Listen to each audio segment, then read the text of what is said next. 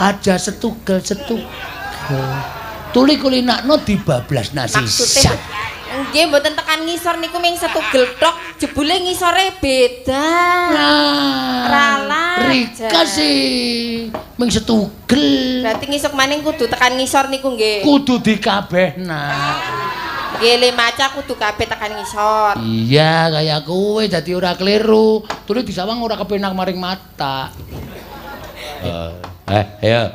Saiki genti Mbak Lian. Mbak Lian ayo. Iki Presiden saka Kebumen ki ya. Iya. Mangga Mbak Lian jumeneng mangga. Ditunggu maring para penggemar saka Kulonan ya saka Cilacap, saka Ciberem, saka Cilacimah. Ciberem ki ngendi ora? Omahe Pak Sukri Ciberem. Iya. Tulisan seragamnya beda dhewe maning. Nggih niki jan. Kenang apa sih? Jane simpun diparingi jadwal niki teng Dek Ayu kula. Heeh. Pun kula wacat. Terus tak tata niki klambine tek wadai kresek. Heeh. Terus pun bleng pun dadi. Terus dikirimi melih teng Mbak Eka. Ujar kula pun tak wacan dhuwur dhewek pada. Lima jam ming setugel kula. Aja setugel. Tuli kulinakno dibablas nasi sak. Nggih mboten tekan ngisor niku ming setugel tok, jebule ngisore beda. Ralah. Rika sih ming setugel. Berarti ngisuk maning kudu tekan ngisor niku nggih. Kudu dikabehna. Nggih le maca kudu kabeh tekan ngisor. Iya kaya kowe dadi ora keliru. Tuli disawang ora kepenak maring mata. Ya. Kancane pada biru-biru apik-apik Rika ijo dhewe kaya kowe. Iya kebae niki biru lah. Untunge Rika kuwi duwe pasuryan ayu dadi ora patiya dicacat dening para pamirsa. Iya. Diapura. Sinden sing wajahe apik paling diapura, nek sinden sing kleru wajahe elek ya kudu dienehi paukuman. Niki kula mboten dihukum berarti nggih. Ora nyonge hukum. Isih gede pangapura inyong marang Rika aja kuwatir. Tuli saiki Rika kudu ngaturake tetembangan. Nggih, kepripun? Cara apa nyonge manut? Apa cara Banyumasan apa cara ya wis pokoke nyonge manut marang Rika. Apa? Rika arep nembang apa? Jane sekali-kali nggih kepengin duet. Maring sapa? Nggih sapa jane sing cocok upamane lah. Maring Wiyaga. Iya kena. Aja. Kok aja kepripun? Wiyaga tumuli gegeden rumangsa.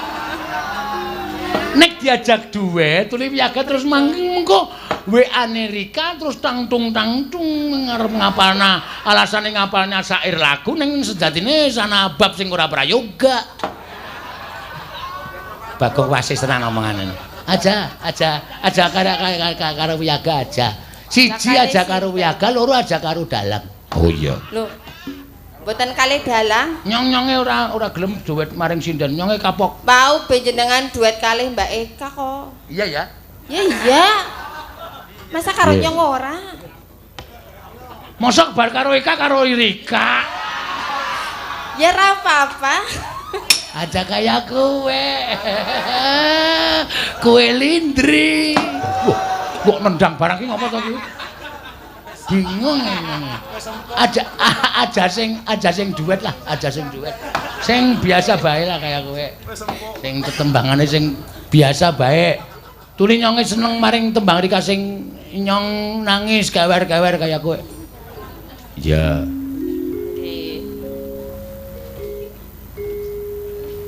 Seniki. Apa? Seniki. Sukrebu. Memang muni sukrebu.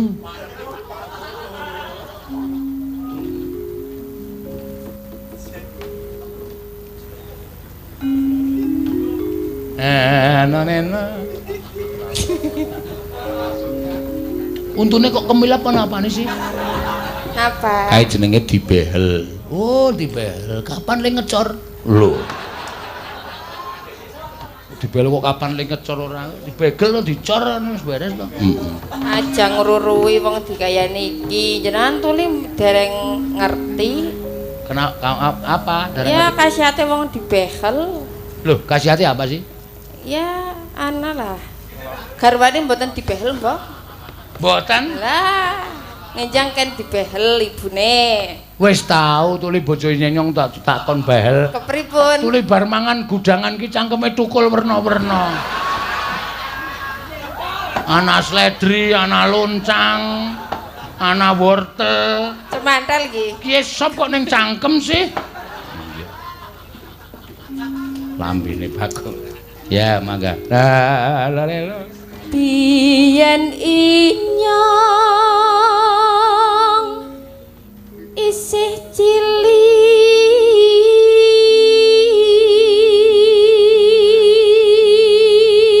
Siki tuli wis gedhi ya? Iya. Ditresnani biyang Rama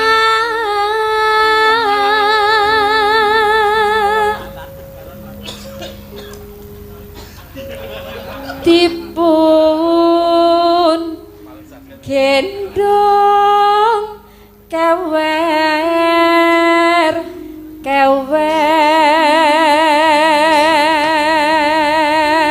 tuli kewer digendong bisa kewer apane sih? Ya kira-kira napa nih? Ya nyonge ora ngerti tuli nyonge ora gendong kok. Nggih ngenjang praktek. Gendong putrane. Ngesuk-esuk anake inyong ngarep inyong gendong. Lah nggih, kewer-kewer nggih sikile lah. Kewer. Apa? Sikile. Iya ya. Wong sikile ora kena lindang kaya kowe.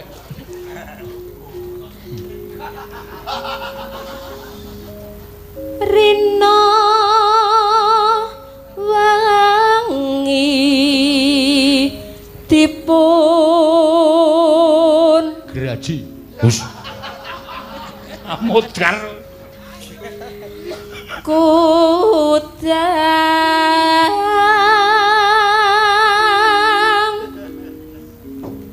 dijunjung Digeblakna lan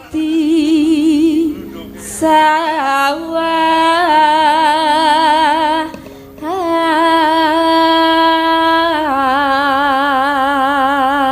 ya sing jenenge ngudang anak ki dijunjung karo disawang. Anakku ya tak anakku tau lho tak junjung tak kudang tak sawang ki mah girap-girap. Giloro mataku wae ya. Lah matane iki diciutke. Matamu. Inyong nangis tulung-tulung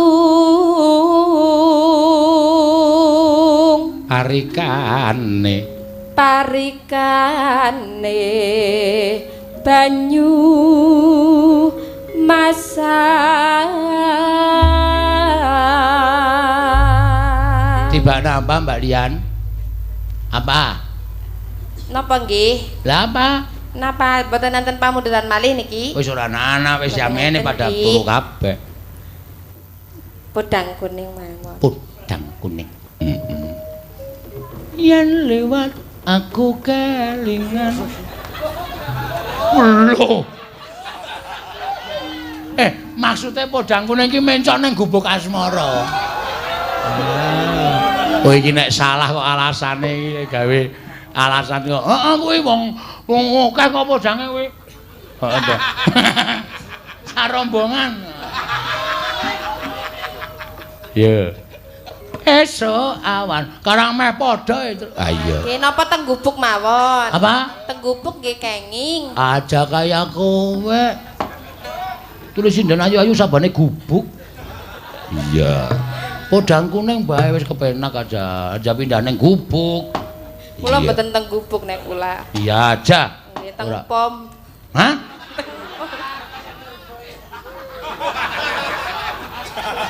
Tuli nek rikan neng pom, ki ana wiyaga sing sabane pom.